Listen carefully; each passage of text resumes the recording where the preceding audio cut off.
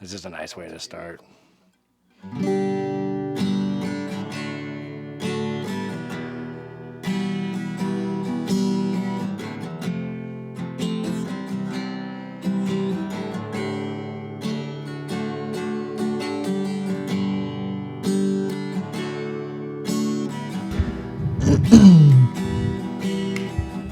The Madi intro episode. It's been, fans have been patiently waiting. Oh my god. Literally no one.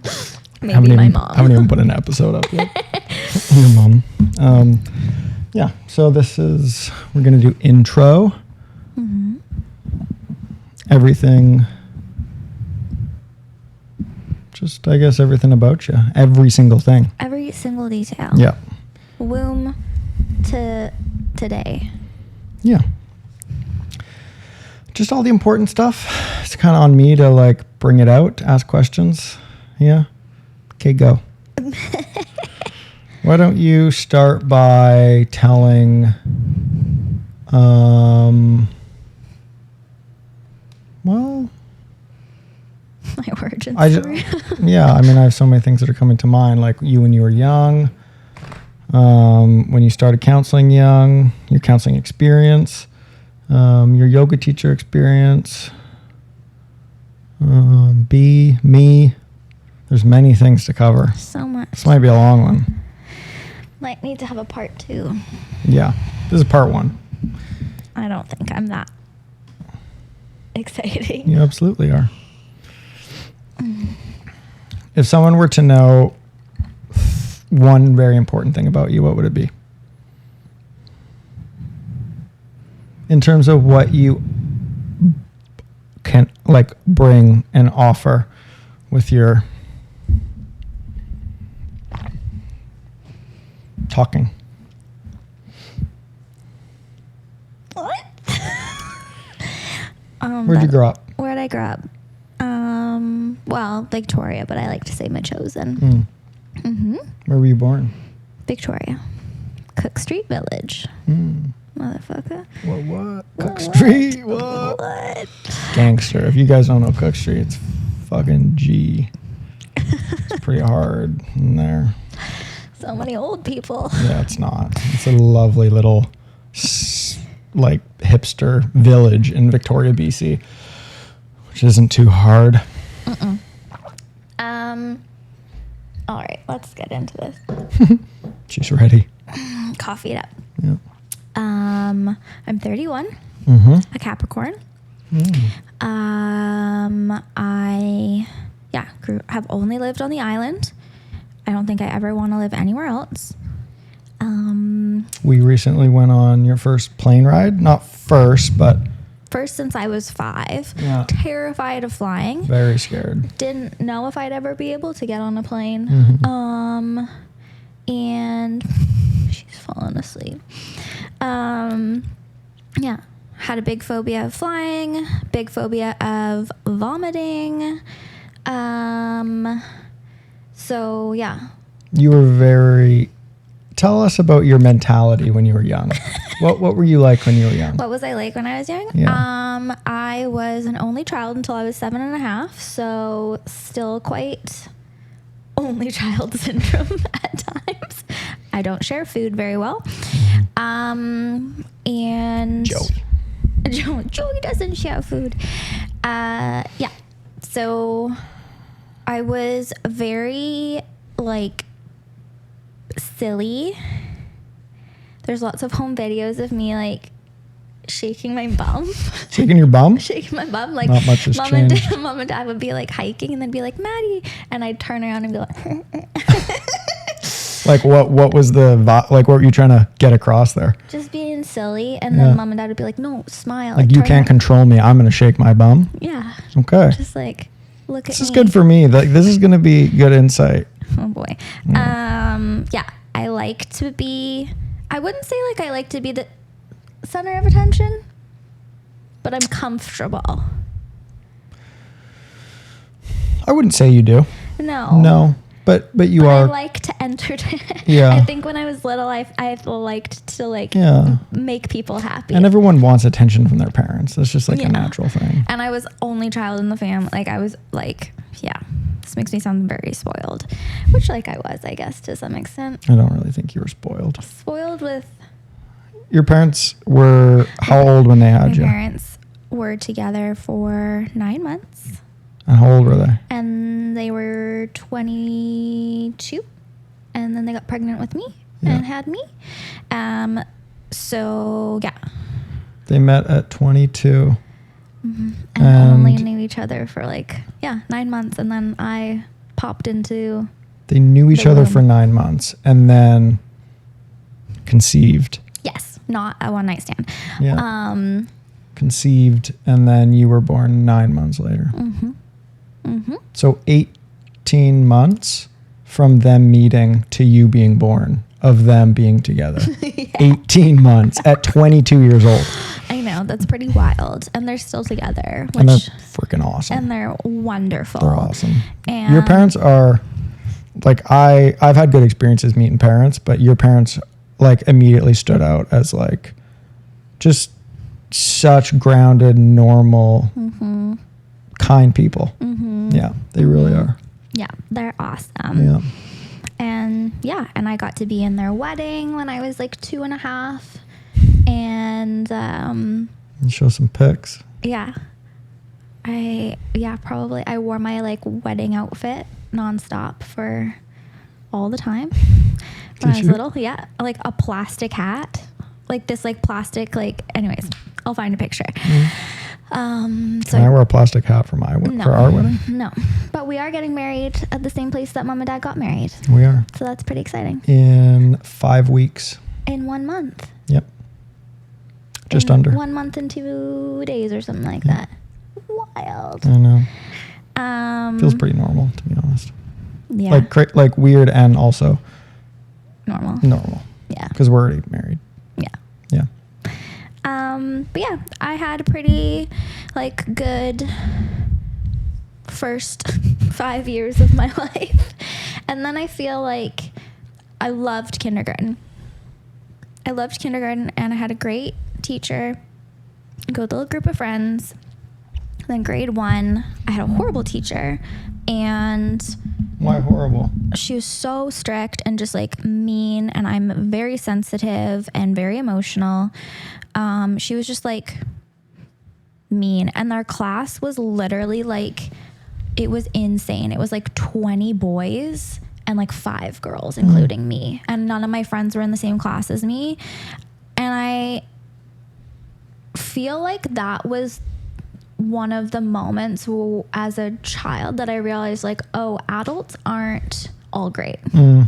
You know, like Yeah. I had so many good people, like adults around in my life, like my grandparents on both sides, very close with them growing up. Like, I just remember like my dad's friends, like were always really nice to me. So my perception of like adults was that like they're safe, you can trust them. And then I think that it was quite jarring for me in grade 1 to be like, oh, like this adult doesn't treat me like a person. She was just so like, It was the first thing you remember about, like she not would like yell. She would yell at us. for doing what, just like being kids. Well, yeah, like the classroom was like wild. There was a couple kids that were very, very high needs. I remember this one EA just like hauling one of the kids out who had by like the Down, scruff of his neck. yeah, like who had like Down syndrome or something like that. It was so bad, and so it was just like not only just feeling like, oh, this adult or these adults in this classroom don't really treat us like little human beings, but like I'm witnessing it happening to other people. There was a boy that like was harassing me. Jungle. Like, yeah, it was. There was this one boy that like had a crush on me, was like harassing me. And so then it was like that kind of like classroom teasing stuff, and the teacher wouldn't shut it down. And it made me so uncomfortable. I remember he like came up and kissed me one time, like behind, and I was just like, And they didn't say anything about no, that? they didn't. Like I had to like calm down. But I was it was like the first levels of like, but this isn't fair. Like Right. this isn't respectful. This isn't no one's respecting each other. No one's respecting my space. And the adults aren't doing anything. And about the adults aren't doing anything. And then I started to notice, I think too, in my friend group, their parents didn't like me. One parent in particular, like, made it very clear that she didn't like me. And that was like really confusing because I'd never done anything wrong. She didn't like me because I don't know. I still don't know to this day. I think some sort of like bad influence. Like, my parents weren't married when they had me, and like, you know, like, really? Like, no, totally. You think that's what it was? I think it was like, oh, they just... You were born out of wedlock. Bastard. Wow. I think there was just like elements of the way that my parents treated me as like an individual, and like that was like free.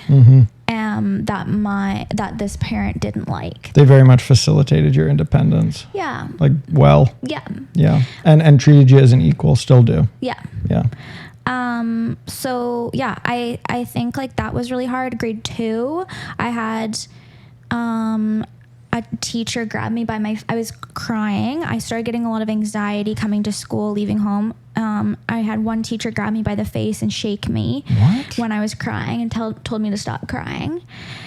Yeah. Oh, shaken baby. Shaken baby. And so, yeah, so then I started homeschooling because I also was like a very good student. Like, I would get everything done. And I would just why you started there. homeschooling? God. I was so anxious. And my one friend, she started homeschooling. Who's that? Her name was Kayleen. And she started homeschooling, and it was kind of like, oh, maybe we could do this. And like, thankfully we lived really close to my grandparents. So when my mom went to teach, 'cause she was a dancer, I could just stay at Nanny and Papa's.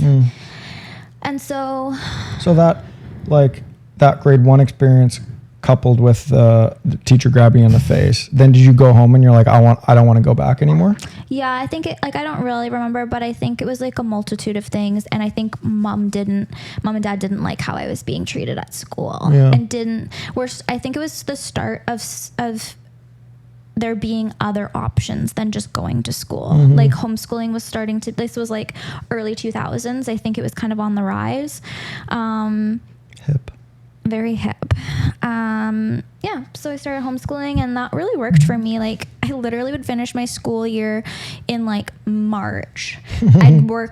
Every like school day, I would do like from like 9 to 1. And your mom did it with you? Well, it depends. Like, you kind of basically got like homework. Right. Like, there are various different ways to do homeschooling. Yeah, I know nothing about it. Like, there's like, yeah, I understand why people are like, you're homeschooled, you're so normal, because there's some unique humans out there. I understand that stereotype, but I don't really have that. Like, when I hear someone's homeschooled, I'm like, meh.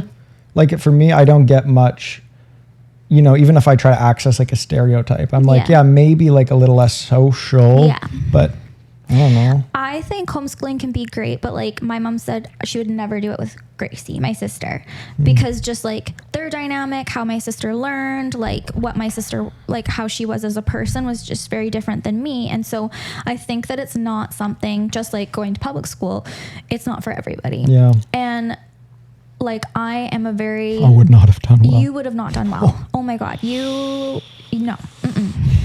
Love you, but no. No, I wouldn't have done well. But I was very much like a nerd. I would like get down to my schoolwork. I had good self-discipline. Like, I could stay on task, like all of those kind of things. So mom just kind of just like gave me the assignments, and I'd work through them, and then I'd ask for help if I needed. There was opportunity to go to so it's called South Island Distance Education. Sides.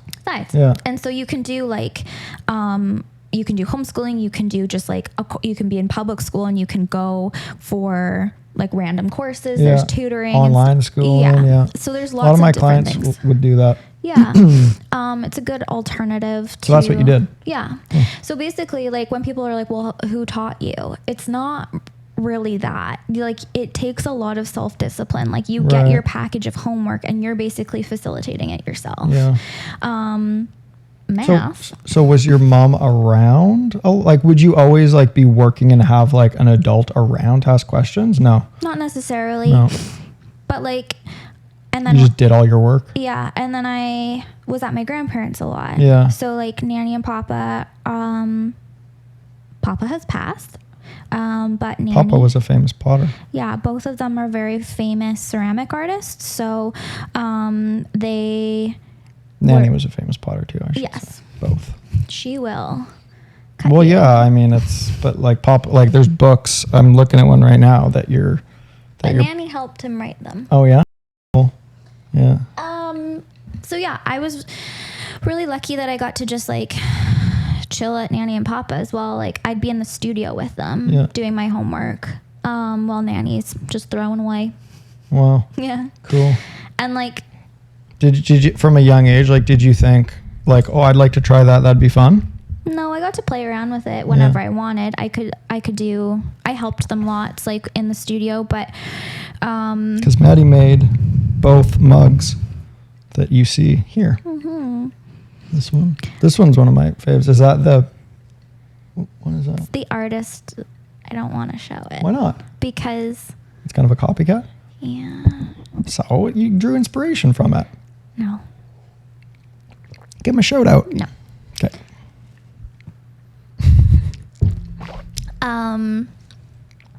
Yeah. So I grew up around art. It was so funny. Like, Sierra and Nora were talking about, like, we were all talking about, shout out to Sierra and Nora, love you. And Joe, what a good egg. That's awesome. Love Joe. Yeah. We were talking about like summer camp experiences. My summer camp was going to an adult art school. Because my grandparents like co-founded an art school in Machosen, and so I would go with them because Mom would be working, Dad would be working, and I would tag along, and I would just like go and hang out with all these like world-renowned artists. Yeah, it was pretty cool. And like everyone was so nice. I got to do like they would have like live drawing and stuff like that, so they would need people. So like sometimes I'd be like the little kid face that everyone in the like drawing class would. Really? Yeah, I would be like the model. You're the for only that. kid there? Yeah, like no one else would bring Wow. kids. So my childhood Very adult. was very adult. I have been an adult for a long time. Yeah. Yeah. And like, That's why you like being a kid so much. yeah, because I didn't get to be a Do you kid think? so much. Yeah. I had to grow up. Not had to, but I was treated like an adult and learned that being mature was like valued from a very young age. And had like friend groups that like were very type A, like strict parents. Like, So how did you meet your friends? Horseback riding? so the main group of friends that I had, I met in like, I think preschool. Yeah. I don't really remember. I think it was kind of like a mom's group, and then it was just like we all started hanging out. And then yeah, I started horseback riding when I was 9, and I met some friends through that So you homeschooled from what age? from age like 8.5 to 15? 14 and a 14? half. Yeah. Yeah. Okay. Okay, so you started horseback riding at 9.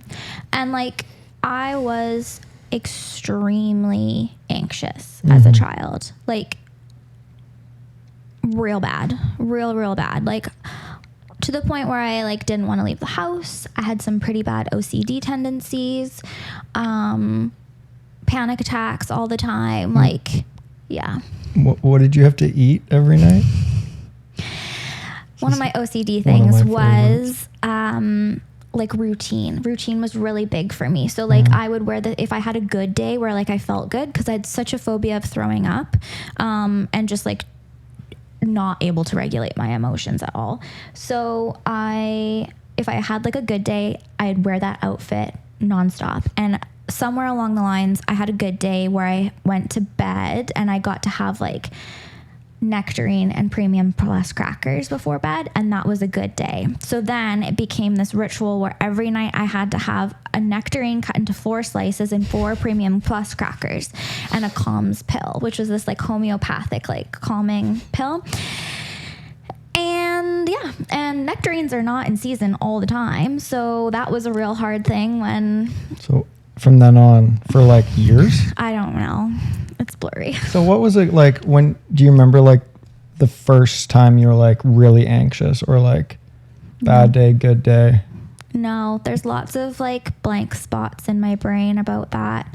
Like I started counseling when I was probably like 9, 10, and I hated her. She was awful. She did exposure therapy to me, and basically I would just sit there. All I really remember is sitting in her office and her talking about throwing up, because my phobia was so extreme that like if anyone said the word like barf, vomit, or anything like that, I would go full panic attack. Really?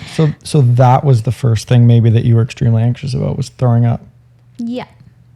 And I, to this day, do not remember, like, it wasn't like I had a really bad flu and that's what sparked it. It was just, it was so debilitating until I was probably 23.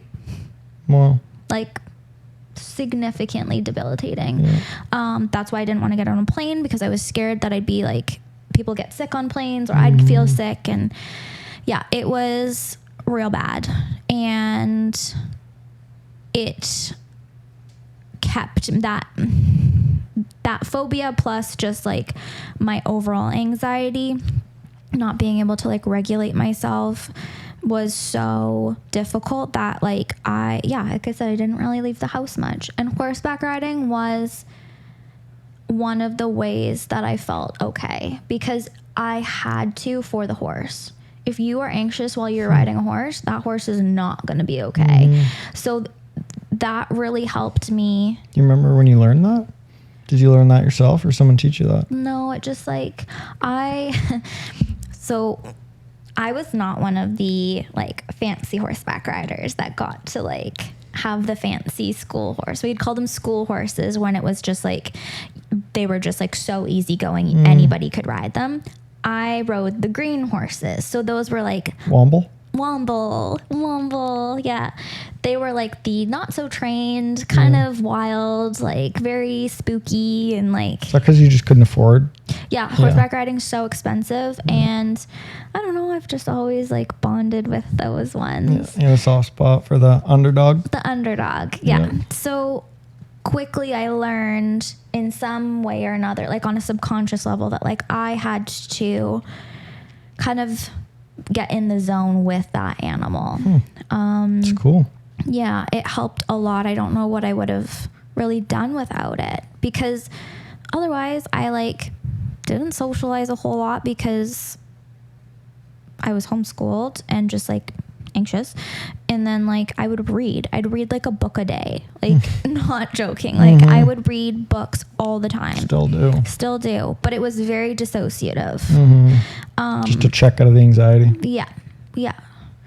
So like looking back from like 9 to 12, I don't really have a lot of memories. Yeah, my childhood memory is blanky too. It's just like a blur. Yeah. Everything kind of blurred into one. But I remember feeling really lonely. I was really, really, really mad when we moved from Chosen to Duncan. But it was probably the best thing, because that's when I went back to public school. My goal was always to like go to high school. I wanted to have the high school experience. Right. And I was lucky because the high school that I went to had a self-paced program, so I could like ease myself into it. But Kelsey? Yeah, but it was still really difficult. Do you remember like the first day when you arrived on scene and you're like, oh my God, other kids. I know. That must have been like a stepping into a freaking... I eat my lunch in the bathroom. Oh, Lindsay Lohan. Yeah. Mean Girls. I was wearing my little purple garage cardigan and skinny jeans. On Wednesdays, we wear pink. I straightened my hair. So cute. Yeah, I remember this one girl in my homeroom was like really nice to me, Alexis, and a couple other girls. And Alexis had just moved from Qualicum. So we were both like, we know no one. Yeah. That was hard. I think that was the hardest part about high school was the fact that like everyone came with their groups. No doubt. Yeah. And I had no one. They all knew each other since they were kindergarten, like just early grade school. And that's been a thing that I felt in friendships. Like even like when I was younger, the girls all, we grew up together, but they all went to school and I was always on the outs. Yeah. I didn't quite get the jokes, didn't quite know who they were talking about, didn't get to see them all the time. Right. And so that's always been really hard with friendships. But like I had a couple friends, I was in like a group, but like, what? Just like, wasn't a lot of close friendships. Right. Yeah. Except for the two guys that I was like best friends with. W and G. Yeah. And like, one was like my brother and his best friend I dated and we ended up dating for 11 years. You met him in grade 10? No, I met him in grade 9, but we started dating in grade 10. Yeah. 11 years. Mm-hmm. Yeah. And I mean, like, I'm really glad that I had those guys because, girls are hard to be friends with sometimes. Yep. Like the clickiness of the girl groups in our high school, whereas like these guys were just like, well, let's go do this. Like they were just like so easygoing. Yeah. So I'm really glad I had them around because I'd be very lonely. Would have been very lonely without them. Yeah. So in high school. And how was high school generally for you? It was fine. Like, I look back and like, I got called fresh meat in my first few months there because I was the new girl. Dated the first guy I had like love for. Turned out to use a lot of drugs. Didn't know. I was like in my cardigan at the smoke pit with him and all his friends were so nice, but like, and he's such a good guy, but like, I just didn't really know I was like very naive in certain ways and then also like very mature of just being like, what are we doing? Like, this is dumb. I was still so scared of throwing up. I didn't drink because I didn't like feeling out of control. When did you first drink? I probably like had my first drink when I was like 15, 16, but like got drunk probably not until I was like 19. Really? Wow. Yeah. Save so many brain cells. Well, whenever someone says that, like they didn't start drinking until like late teens, early 20s, I'm like, God, you're lucky. I don't know. Still can't do math. So, yeah. Yeah, I definitely look back and I'm like, I feel like I missed out in some parts. With what? Just like not going to certain parties, like not like when I hear about your high school, like upbringing, you know, like I was so scared. I was just trying to get through the day every day. Just the extreme opposite experience. And I think that's why sometimes now I'm like, like that anxiety that I feel of like really wanting the day to go well. Yeah. It's like, I feel good enough to be present and enjoy life now that like, I don't want to miss out. And I feel like I missed out a lot because like you missed out too much and you just don't want to do it anymore. Yeah. I started going on anxiety meds when I was 16. There were many days that I missed school because I literally just couldn't get out of bed. That anxiety, depression spiral that I just would be in was just so, a lot. Yeah. And it wasn't mainly about vomiting at that age. It was just, it would like kind of feel like a cycle. It was like, I started to become like anxious about getting anxious. So like going to school, I'd be anxious that I would feel sick and then I wouldn't be able to leave because I'd be like I was a good student. I'd be like, people wouldn't understand why I was having anxiety. Like, I think I just like didn't feel capable of taking care of myself.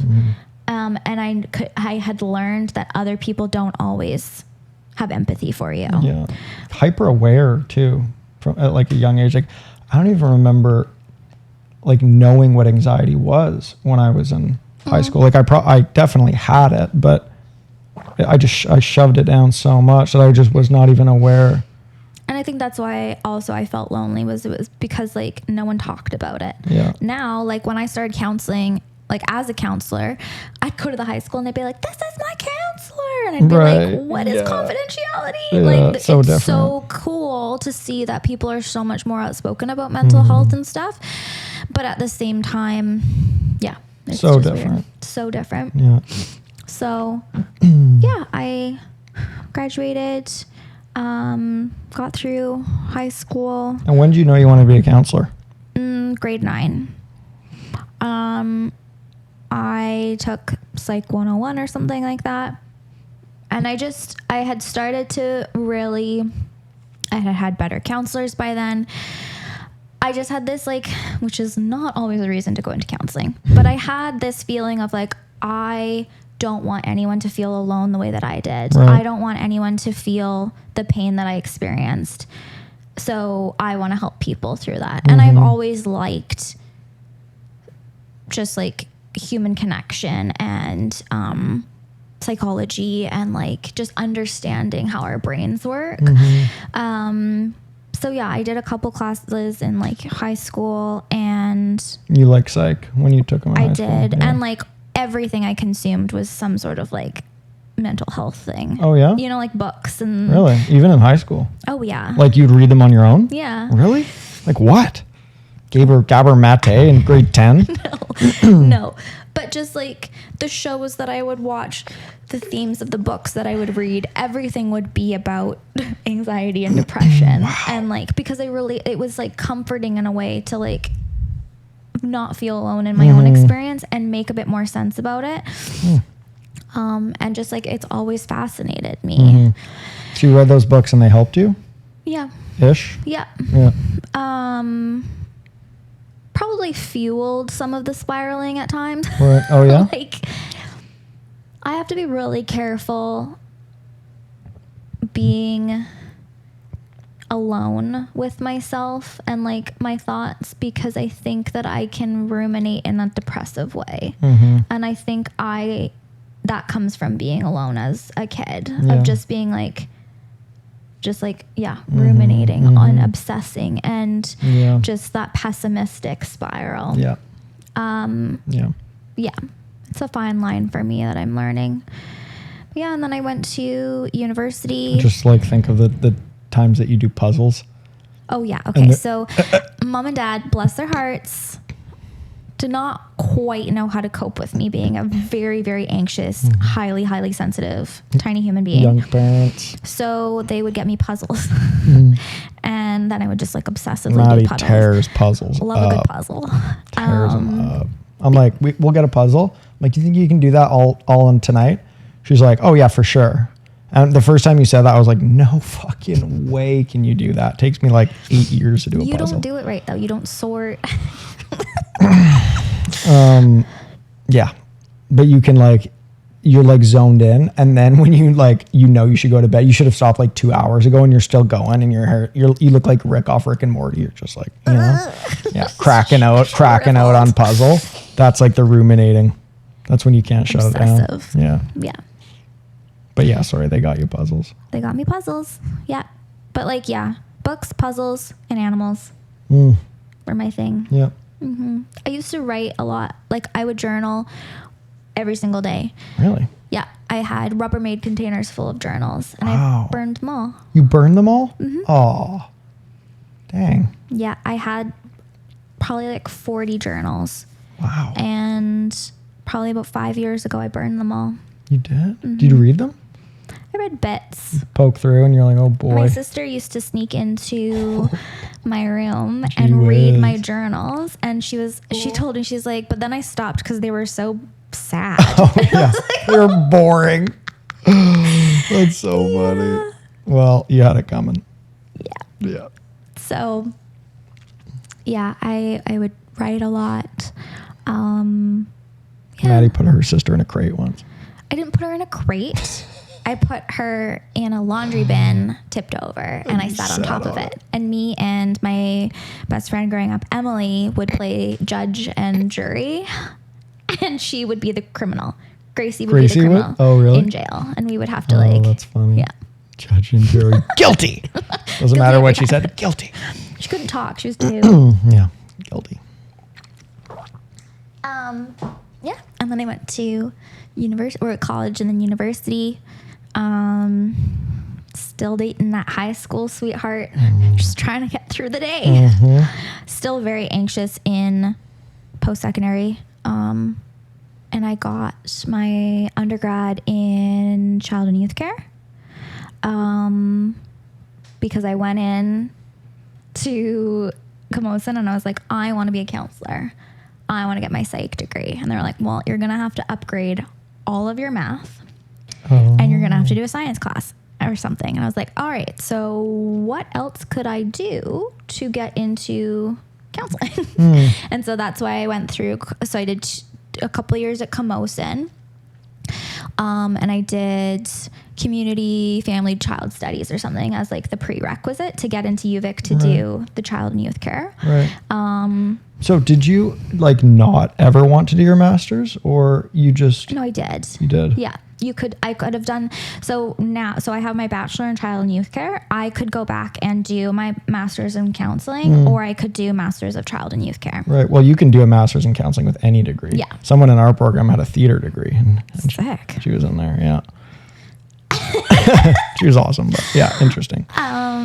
But yeah, I wanted to be a counselor. That was always what I wanted to do. I did a couple practicums at school-based settings. I did a couple practicums in supporting like women who have experienced violence. That had always been youth and women's issues. Yeah. Working with women and children had always been more of my curiosity when it came to counseling. Worked at Oak Bay Rec for a long time. Loved working with little kidlets in art camp and whatnot. And yeah, and then I got engaged. Not to you. Was engaged to high school sweetheart. What's it like talking about yourself so much? Is it enjoyable? Is it weird? It's a little weird. Is it? Yeah, funny, eh? Is it weird hearing me? No, it's nice. Like I'm learning a lot. Oh, really? Yeah, and I figured I would too because, yeah, it's this is why this is so cool partly is because we just sit down and we have such intentional conversations. You get to learn. Lower that guy. You gotta see your pretty face. You gotta be careful. Do it with this thing right here. No. Okay. Strong, independent woman. Okay. No man telling her how to move that mic. No, not anymore. So you got engaged. Yeah, graduated and got engaged at the same day. Really? Yeah. Graduated university? Yeah, I thought it was a grad party, but it was, and then he proposed. Oh. Yeah, in front of everyone? Mm-hmm. I said no. I said no. Oh yeah, that's right. That was your first impulse. Yeah.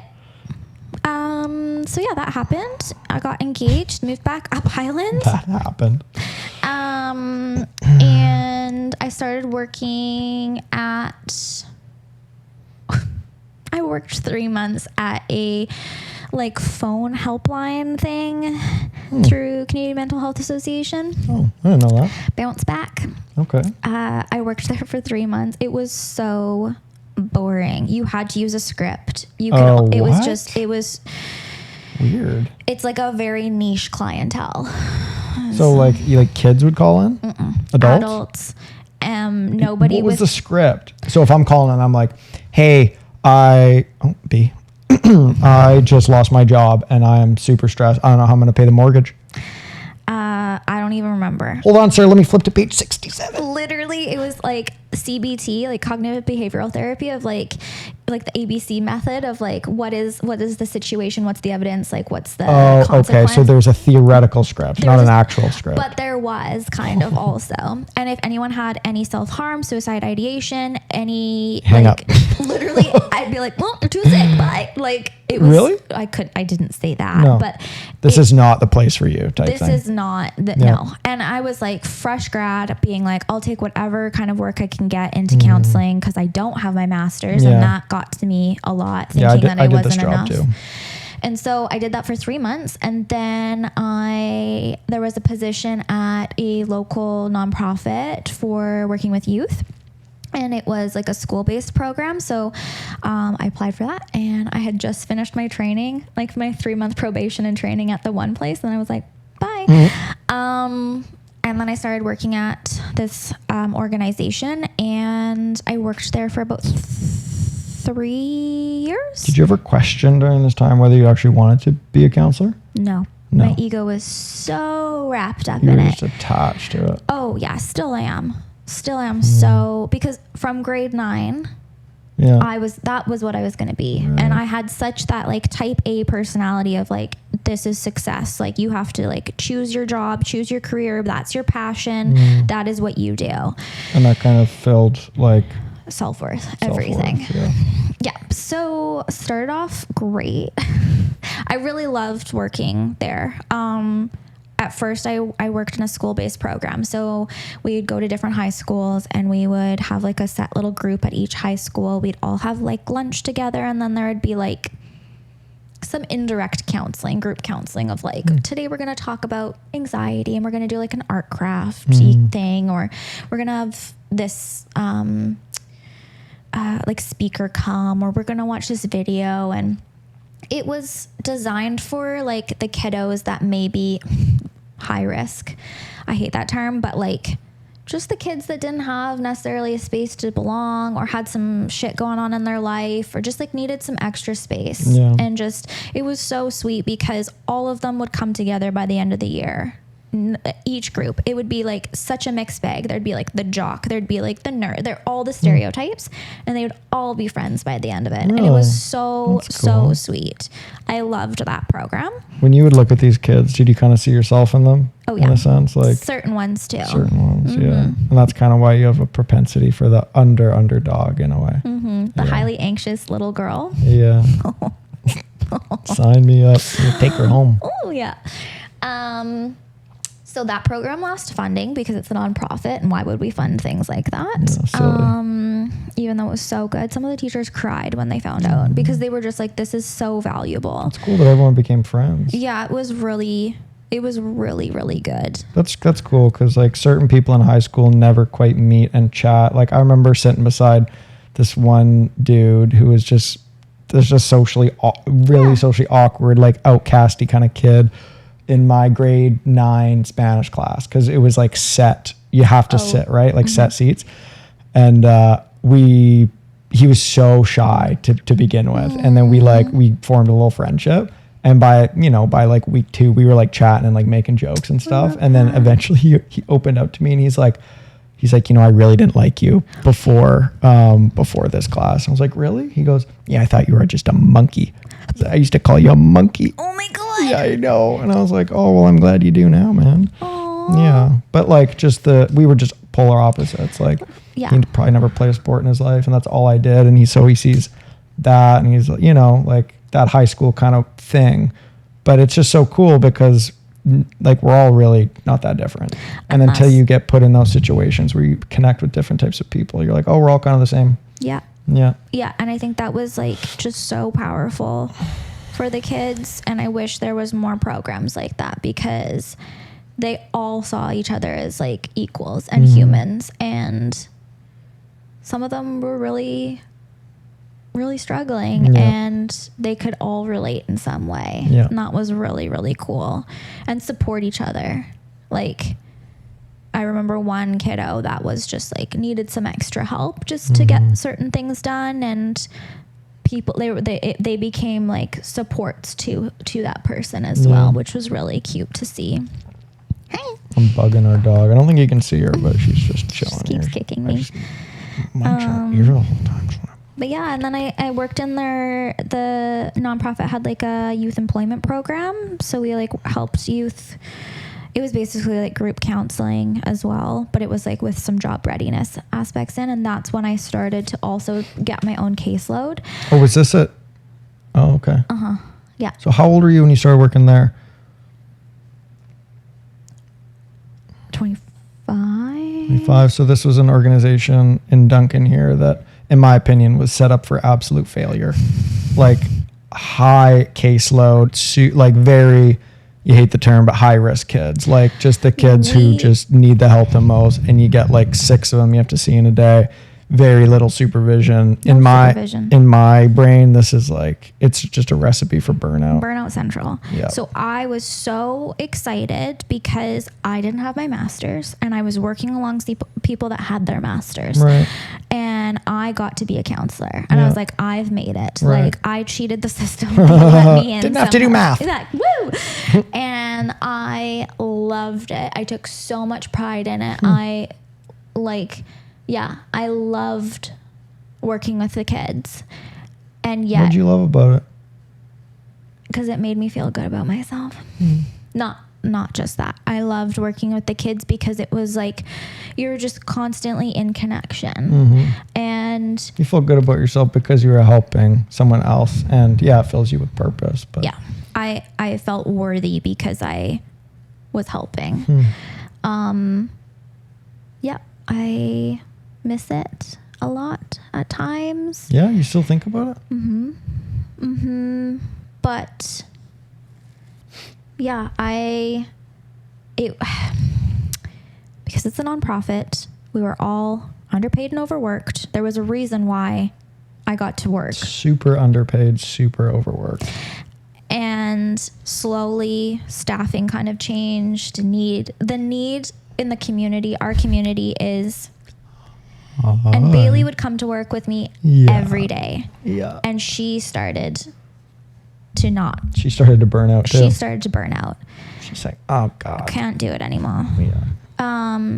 But yeah, our community is just in such high need, and it was never like, oh, this is the client that, like, we only serve kids that have like anxiety, depression, like no suicide ideation or no at-risk behaviors or things like that. Because really, we weren't supervised enough. We didn't have any specific training. We were not set up to support kids that were actively trying to harm themselves. Or like I would have to go to the hospital with kids because they were, threatening to take their life. And I was terrified to take time off work because I was worried that like I was letting them down, that they weren't going to live, because they had my team, my supervisor. You help so many kids, You help so many kids. Thanks. My supervisor would kind of just say things like, there's no one else out there for these kids. There's who no was, other Who was that? I'll bleep it. Oh, yeah. I thought so. And there wasn't like... He says, they're crying. I'm coming back. She takes care of us. Damn it. Every time we cry. On shift again. I'm on shift.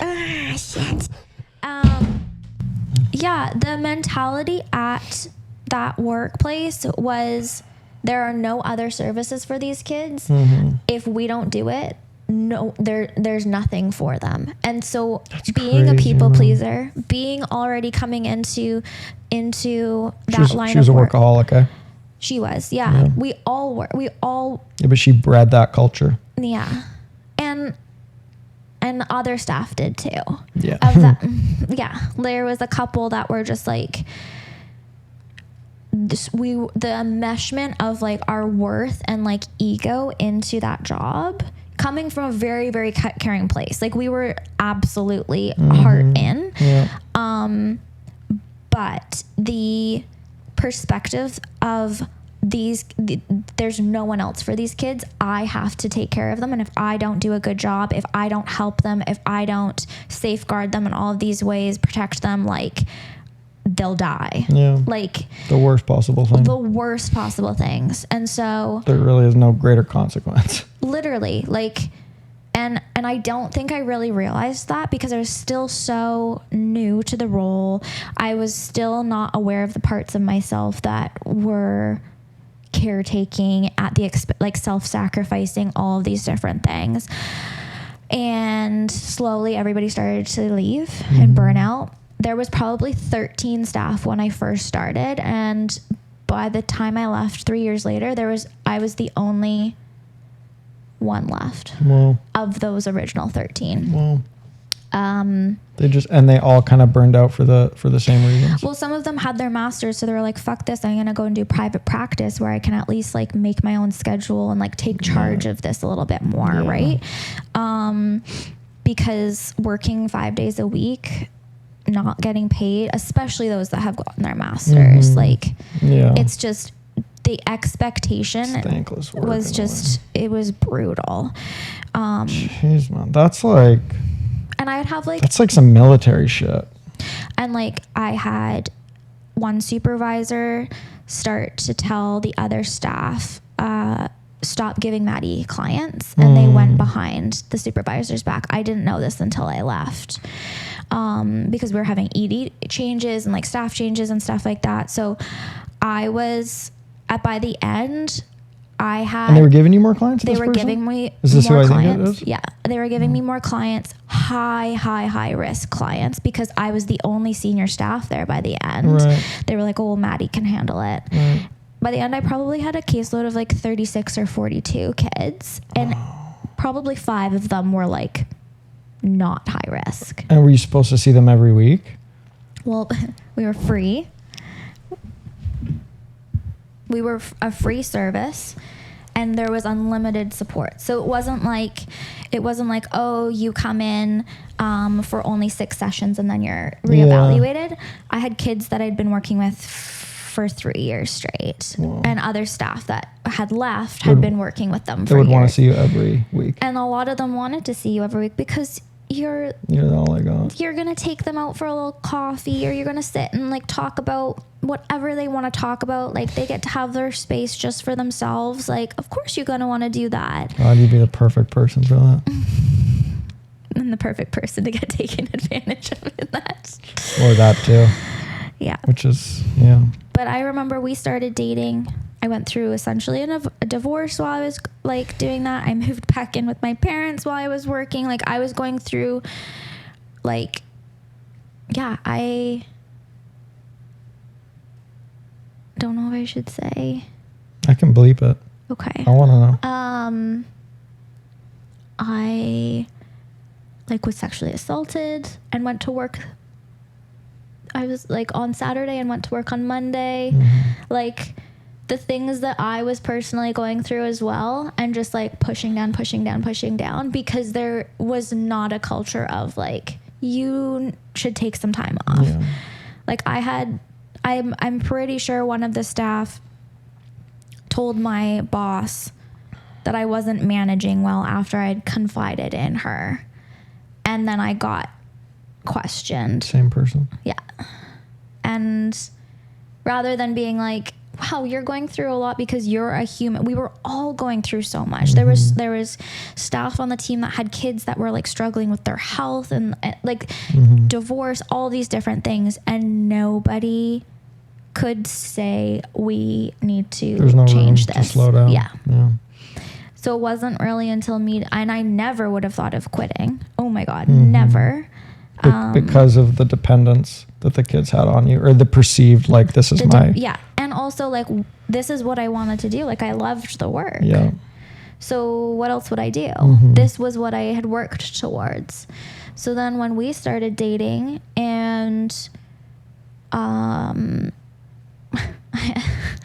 you in many ways were like, this isn't, because you were a counselor at a reserve at the time, and you would be like, you're seeing how many kids a day? You're doing what? Oh yeah, that's right. You know, like you were like, that's not sustainable. Yeah. And yeah, I would see my largest day would be like 5, but for me 4 was ideal, and I had the opportunity to book my own schedule and find out like a sustainable, okay, is this too much? Is this enough? And like, ample time to seek supervision and just much different environment. And I was working at a reserve and I had a master's and like, we're getting paid. Not that money is everything, but just like feeling that you were it compensated. It matters. Yeah. And that you had space to choose. You could take time off. That there wasn't this like pressure. Yeah. And no one, I had the best supervisor on the planet. Such good boundaries. Yeah. And still it was hard. Mm-hmm. Yeah. It's not easy work even if you have good support around you. But it was when we were high on mushrooms. Dude. Yeah. Christmas land. And I remember I used to think my work doesn't bother me. Like I'm fine. Like I'm not taking work home with me. Yeah. And then I remember having an experience where I was buried. Oh, that one. That wasn't Christmas land. No, it wasn't. Every single client, I was buried under them. And I was like, oh, that's not good. Mm-hmm. And you could feel, it was like in that moment, you felt the true weight and pressure of what you were doing. Yeah. And what it was doing to you. Yeah. And I was also volunteering as a sexual assault response team volunteer. Mm-hmm. And you were so different at that time. Like you did not slow down. Like I just remember watching you eat too. Like you were just like everything was just like ba-bum, ba-bum, ba-bum, ba-bum. Like you were so go. I was doing yoga, but I wasn't I didn't have a sense of self. No, there was no prioritization of you. It was like, I need to do all my stuff and then I come second. Yeah. Yeah. Work is first. I am work. And I could tell by the size of your TV that you didn't even care enough about yourself to get a reasonably sized television. My 24-inch TV was doing the job. I mean, kudos to you for making that work. I saw it and I was like, what the fuck is this? Is this laptop? How am I supposed to watch sports? Yeah. I bought her a TV. Bought us a TV. Yeah, but for me, a TV. You essentially, yeah. But yeah, quit my job and had a fucking mental breakdown. Yeah. Do you want to talk? Yeah, I kind of glazed over that mushroom experience. Like, do you want to share any more about that, or is that kind of? It was so. No, it was a very real moment for me to be like, wow, what is my body holding? Mm-hmm. Yeah. That was first time you kind of like came to that realization. Yeah. And I think that was the same trip where then later on I was watching B and I was like, oh, she's burned out, because she started having these really weird behaviors at work. She's so calm and so chill. Mm-hmm. She would always sit on me or in front of me, so she would block the energy of the person that I was counseling. Yeah.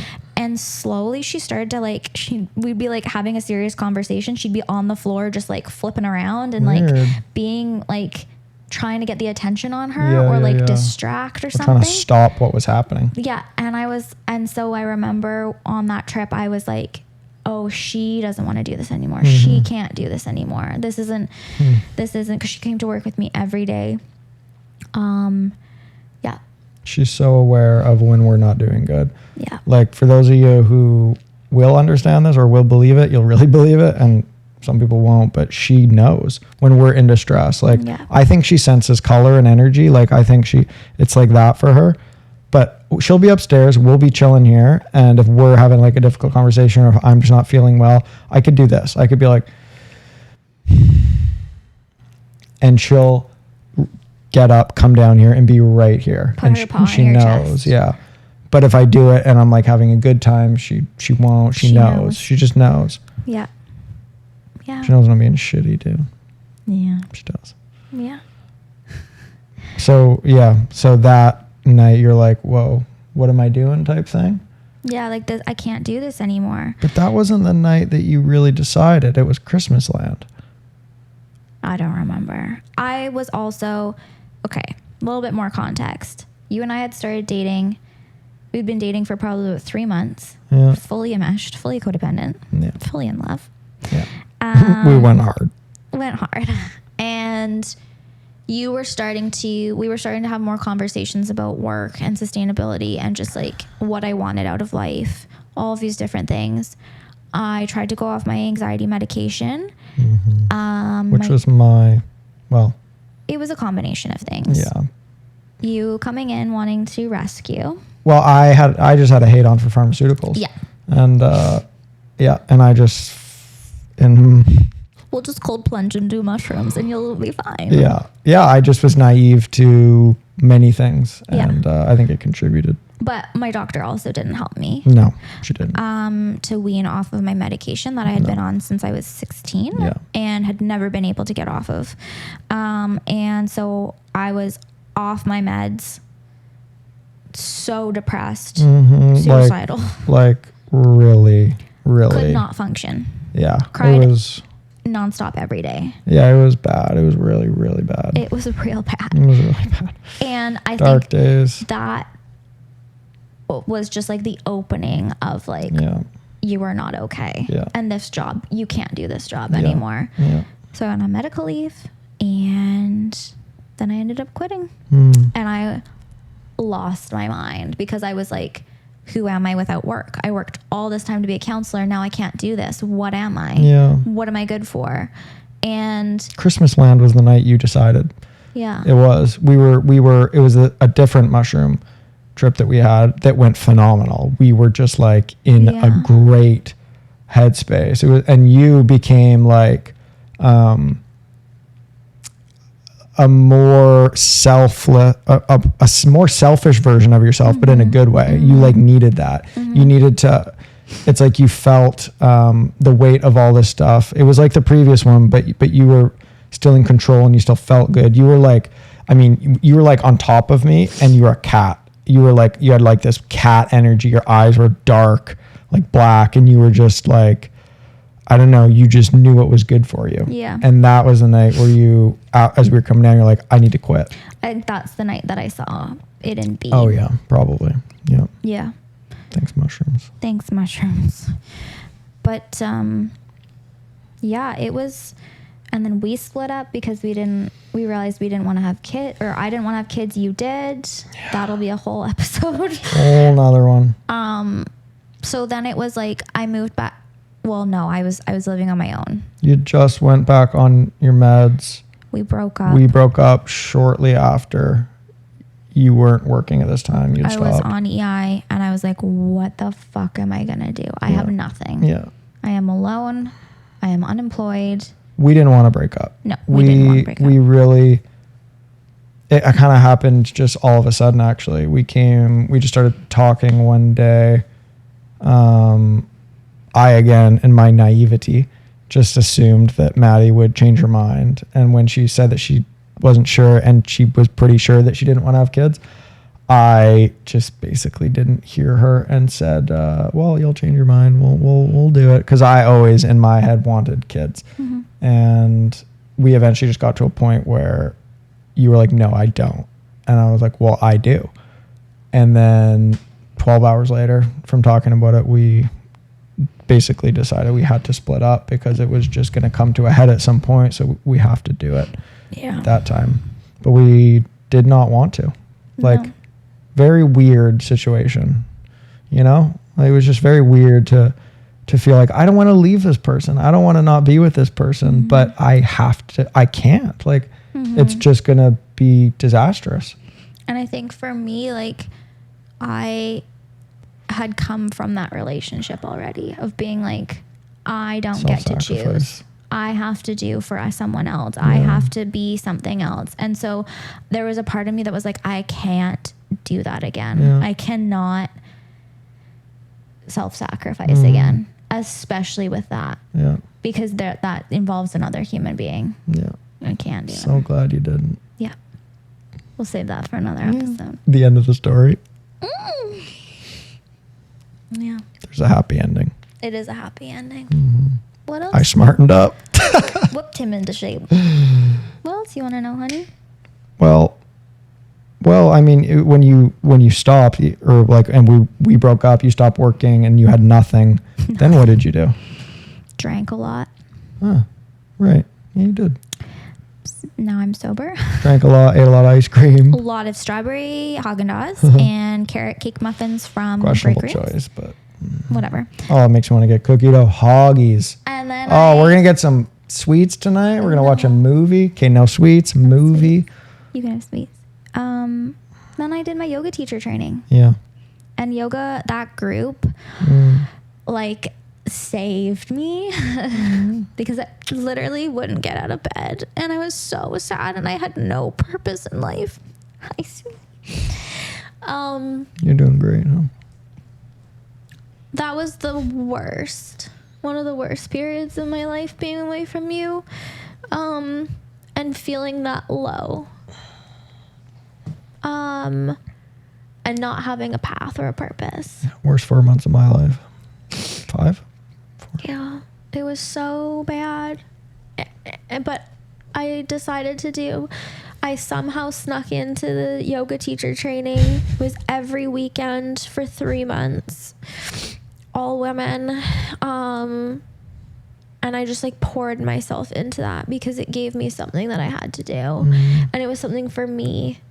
And it was something that I was good at. And I didn't think I was good at anything other than being a counselor. Really? No. I didn't think I had any other skills or anything else that I could do because I'd pigeonholed myself into this one thing. Yep. So that was really, really important. And I think really, really important for me at the time that we were separate to lean on women around me of You like all talk different. about it with them a lot? What? The breakup? Tried to kind of not. Not really. Because, yeah, I just like needed a space that was just for myself. And there wasn't like a lot, like we would kind of like bond indirectly. Like we would be bonding over like, wow, this sequence is so hard, and be like, oh my God, I'm so nervous, and like all this stuff. But it was like unspoken, kind of like I knew other girls that were in that group that were like having some big life changes as well. And there was just this like unspoken support. Yeah. It was really, really important. Yeah. And literally graduated that program and we got back together like a weekend after that. Really? Wow. Yeah. Crazy. You were trying to start like your own kind of... I thought that I would want to do yoga, like teaching and like women's circles and tarot reading. Oh, yeah. And I thought about how I could make that a business. Yeah. And I played around with it for a while. I forgot you did women's circles. Like Yeah. that. Yeah. Yeah, I did a couple. A lot of work. Yeah. And it was just like, it just wasn't quite it. I think I was still burned out from giving to others. Yeah. Yeah. And it was a hard one to monetize. Yeah. It didn't feel quite right. Well, so everything is when you first start, especially something like that. something where it's so, there's such a spiritual aspect. Yeah. It felt difficult to like own my worth, and then also, yeah, it just Ask for money. yeah, it felt weird.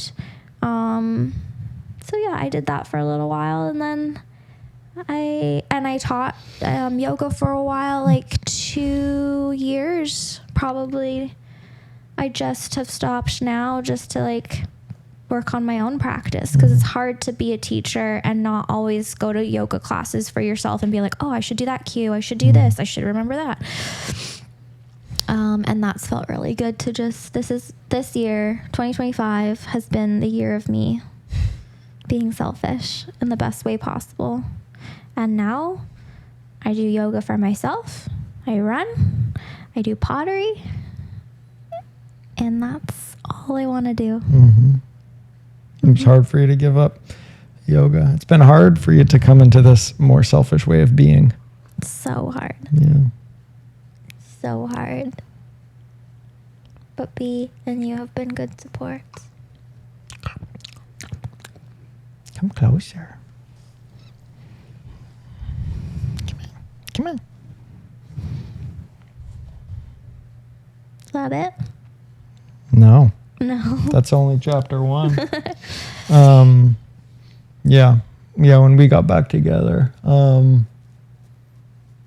we were both still pretty like messed up. Like, it was a much different stage of life. Yeah. Yeah, I was still working at the reserve. When we got back together, we should say, we moved right in together. In like 2 months.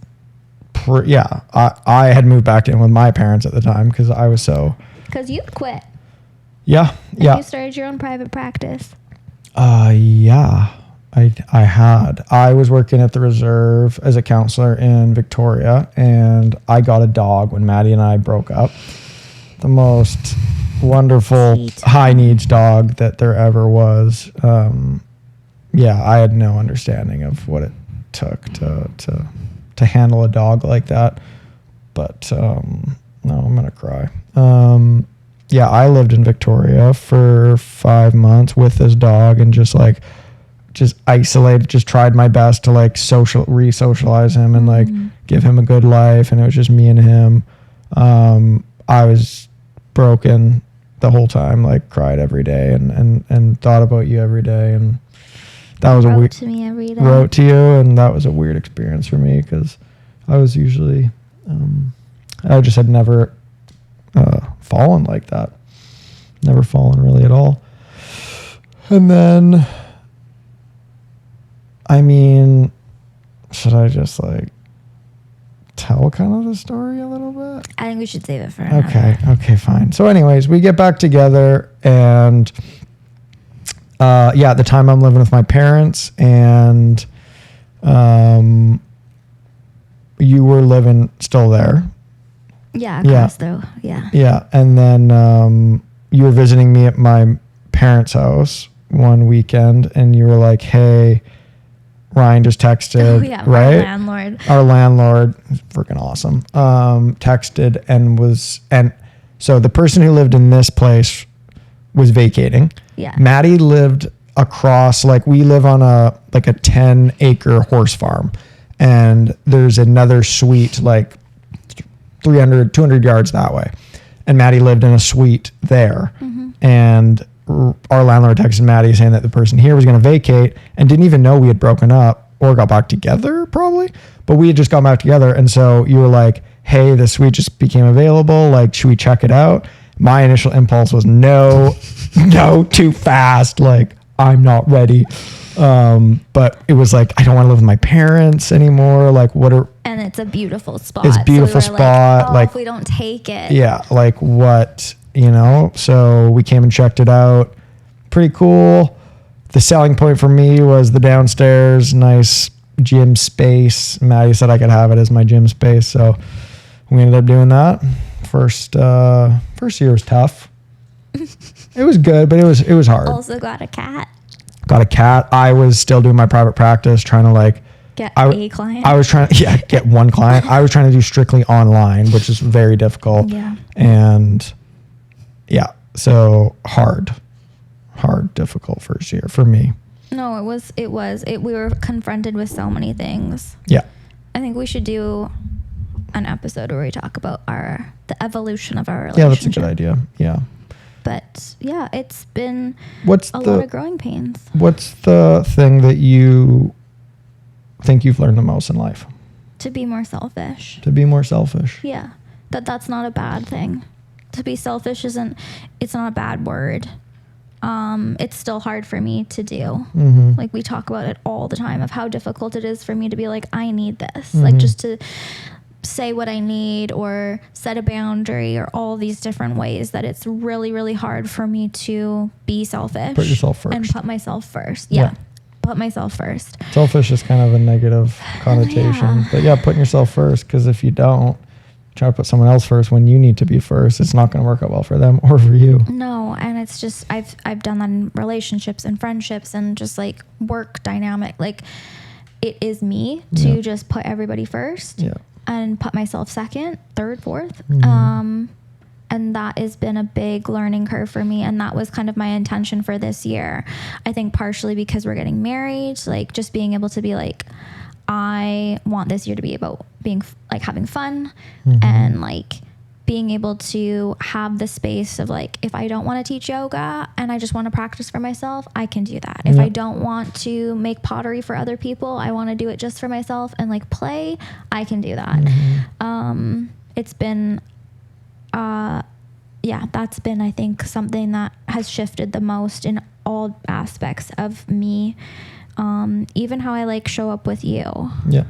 You're always reminding me to be selfish. Yeah.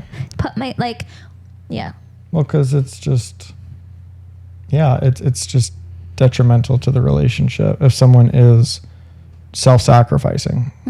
Sometimes you have to self-sacrifice. You got to be there for your partner. It's an 80-20 thing some days. But if that is your baseline, is to always do for them and not for you, and to look after them before yourself, is not going to work.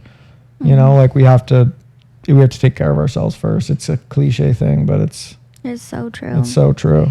It's you can't. It's just not sustainable. And I think in all the ways that it was starting to show up of like not being sustainable, like I feel like I'm in the best overall health that I am in now. Definitely. As well. Yeah. Because it's allowed me to just like really dial in on like what is best for me. It's trickled into various aspects of your life, like the way you look at food and exercise, and like you're so much more, do I actually want this? Like, do I actually need this? So maybe I just want to take a break today and like do this, or, you know? Yeah.